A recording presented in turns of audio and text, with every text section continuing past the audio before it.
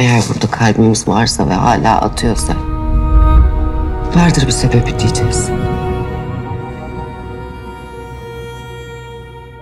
Bırakma. Ne şimdi ne de gelecekte kızımın elini bırakma. Anne o benim karım. Alya benim karım. Ona gelen bana gelecek anne. Alya. Benim korkum var. Ben Alya'yı kaybetmekten korkuyorum. Ne olacak? Siz hep böyle mi yaşayacaksınız? Ben sana soru sordum. Sen beni sevdin. Ben çok sevdim seni. Ben Alya'yı seviyorum. Ben Alya'yı seviyorum. Herkes duysun ha. Herkes bilsin.